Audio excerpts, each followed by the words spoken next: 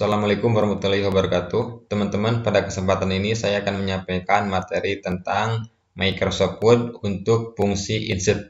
Di mana fungsi insert ini banyak sub-sub fungsinya, di antaranya ada page, tabel, illustration, kemudian add dan sebagainya.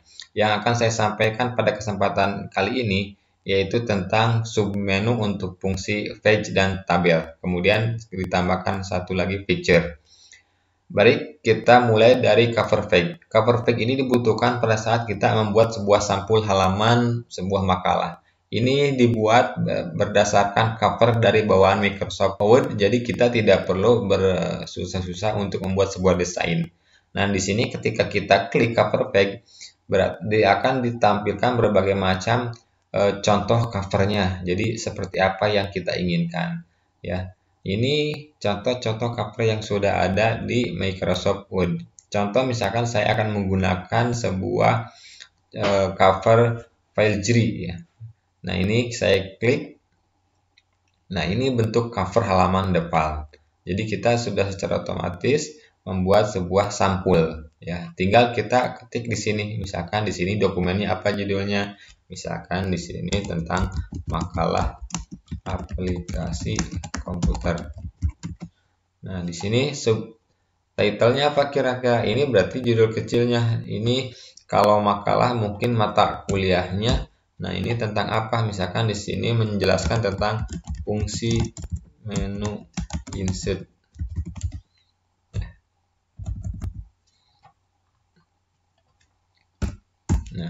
Nah, ini sampul halaman. Kemudian di bawahnya juga ada untuk ini kita tinggal pilih saja. Misalkan tanggal 30 kerjaannya September 2020. Kemudian di sini nama fakultas ya kan? Kemudian di sini alamatnya. Misalkan Jalan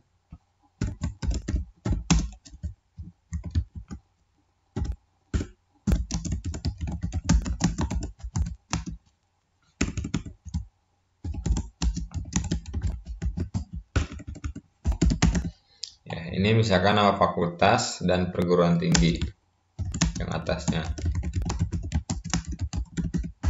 Nah, ini sudah jadi sampul secara otomatis ya.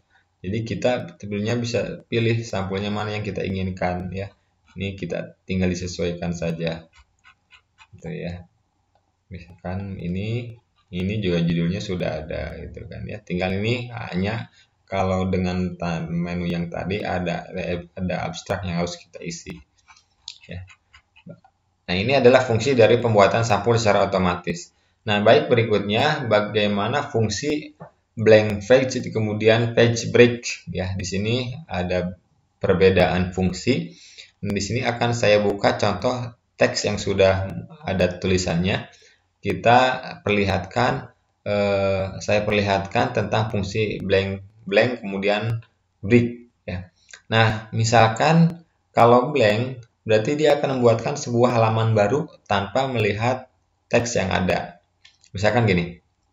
Saya klik di akhir baris atau biar terlihat perbedaannya, saya klik di akhir paragraf kedua ini ya. Kemudian saya pilih menu insert, kemudian pilih blank. Nah, maka dia akan pindah ke halaman berikutnya. Ya. Dia akan pindah ke halaman berikutnya ya. Ini halaman pertama, kemudian membuat halaman baru dengan halaman yang kosong ya. Kemudian halaman berikutnya adalah paragraf terakhir yang tadi di bawahnya, di bawah pointer tadi. Jadi dia langsung ke bawah. Nah, itu untuk blank page, artinya dia membuat halaman baru yang kosong. Saya ulangi lagi. Fungsi dari page break seperti apa? Nah, ini fungsi yang kedua nih. Jadi klik sama di sini di paragraf kedua page break. Ya. Nah, dia sama membuat halaman baru, akan tetapi tidak membuat halaman yang kosong. Dia hanya memindahkan paragraf terakhir. Nah, itu perbedaan dari blank dan break. Ya. Nah, baik berikutnya kita masuk ke fungsi tabel. Kita masuk ke fungsi tabel. Misalkan daftar nilai fakultas masing-masing, di bawahnya Universitas Subang. Kemudian ada alamat. Ini kita buat kop suratnya, misalkan Jalan RA Kartini KM 3 Subang. Baik, kita sesuaikan nih layoutnya. Ini sebenarnya belum materi layout, tapi nggak apa-apa, saya sampaikan sekilas. Jadi untuk menormalkan spasi ya. Nah ini kita perbesar tampilannya.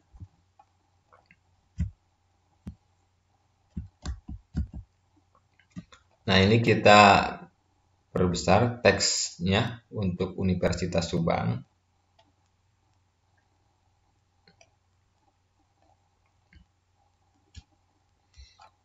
Oke. Kemudian alamatnya, misalkan di sini panjang, kode pos, nomor telepon 0260, misalkan 415, kode pos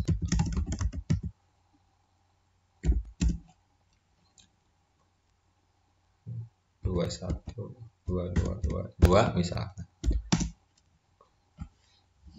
Nah ini jenis fontnya kita rubah ke Times New Roman, biasanya Times New Roman untuk yang resmi.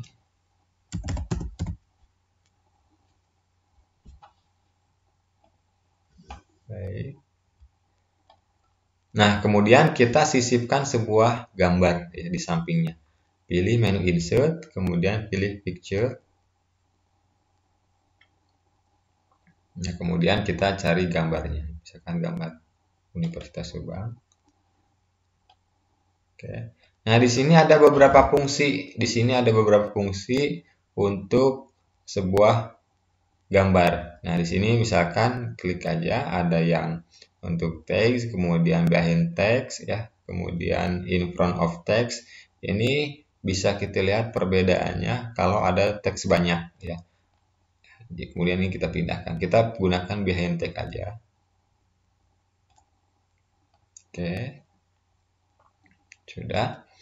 Nah, kemudian untuk fungsi-fungsi behind text, kemudian untuk yang lainnya, itu nanti akan saya sampaikan di pertemuan berikutnya. Jadi nanti ada fungsi, berbagai macam fungsi, square, text, truth. Nah, nanti akan saya sampaikan di menu di pertemuan shift ya. Ini saya buat dulu seperti ini. Ini kita gunakan behind text-nya. Nah, kemudian kita buat di bawahnya tabel. Enter ya. Kita buat di bawahnya tabel. Nah, bagaimana cara memasukkan tabel? Di sini pilih menu insert ya, pilih menu insert, berapa tabel kolom yang kita butuhkan ya. Di sini ada bawaannya. Jadi kalau misalkan kita hanya membutuhkan misalkan kita hanya membutuhkan 10 kolom dan 8 baris, jadi kita tidak perlu menggunakan insert tabel. Tapi kalau lebih dari kolom yang tertera di tampilan defaultnya, berarti kita harus masuk ke insert tabel. Nah, karena kita hanya membutuhkan 6 kolom, berarti kita gunakan yang ada aja di sini. Nah, kita sorot 6 kolom, kemudian kita gunakan misalkan 8 baris, berarti 8 baris semuanya. Nah, seperti ini ya. Langsung muncul. Nah, kalau misalkan kita menggunakan dari yang tadi, misalkan pilih menu insert, kemudian tabel. Nah, insert tabel di sini. Insert tabel, berapa kolom yang kita butuhkan? Misalkan 6 kolom yang kita butuhkan di sini. Berarti kita ketik 6 kolom, kemudian row-nya 8. Oke. Nah, ini cara memasukkan sebuah tabel. Nah, kita misalkan buat datanya di sini daftar tentang nilai ceritanya ya. Nah, kemudian di sini kita buat nomor. Ya. Kemudian di sini NPM. Nah, kemudian di sini nama ya. Nah, kemudian nilai ujian. Nilai ujian itu misalkan ada untuk materi Word, Excel atau PowerPoint misalkan. Nah, ini kita blok dulu. Nah, untuk menggabungkan kolom karena kita membutuhkan nilai ujian yang disatukan. Atau kita ketik dulu aja lah, nilai ujian. Nah, kemudian ini yang bawahnya misalkan Word. kemudian ini Excel, ya, kemudian ini PowerPoint. Nah, udah. Nah, ini kita satukan, ini baris ya, baris ini kita gabung. Caranya bagaimana? Kita blok baris ini, kemudian klik kanan, pilih merge cell. Ini juga sama, kita blok, pilih merge cell. Ya, ini juga sama, pilih blok, sama persis ya.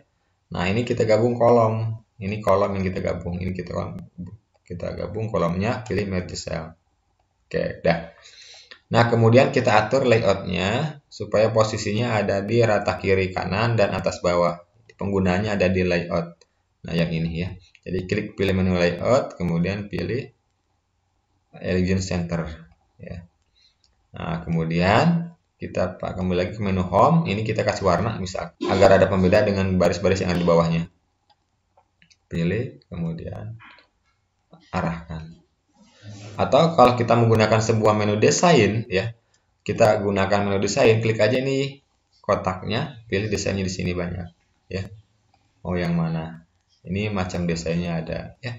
Jadi kita arahkan, kemudian nah ini desainnya banyak di sini ya. Jadi kita bisa tinggal pilih desainnya di sini yang mana yang kita sukai ya, silahkan. Nah, kemudian ini layoutnya kita sesuaikan lagi biar rata kiri kanan atas bawah. Ya, nah udah gitu ya. Nah, ini warnanya kita sesuaikan juga, misalkan warnanya biar sama merah atau misalkan hitam. Kita gunakan warna hitam ya. Nah, kemudian di sini kita atur bolnya biar tebal. Nah, kita ini untuk nomor kan terlalu besar, kita kecilkan, tarik ya. Nah, misalkan ketik misalkan di sini 1 2 3 4 5 6. Nah, kemudian kita ketikkan NPM-nya misalkan Z1A titik 20.0001 misalkan. Kemudian namanya di sini Denny misalkan. Kita ketik Denny ya. Ini kita sesuaikan ketebalannya. Kalau NVM itu kan sama ya besarnya. Nah, kemudian di sini kita ketik ini.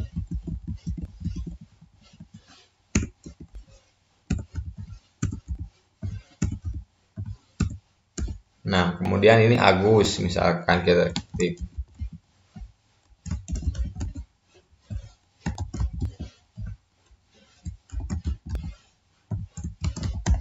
Nah, ini nomornya, nilainya bebas ya. Oke, ini tinggal rata kanan, rata kiri, jadi center ya. Gunakan yang ini. Nah, kemudian ini gambarnya kalau terlalu besar kita kecilkan saja, kita kecilkan ya. Oke, kita kecilkan.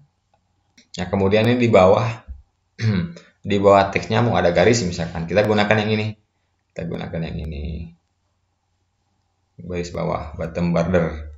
Nah, kalau misalkan kita menginginkan garis yang berbeda, kita gunakan yang ini.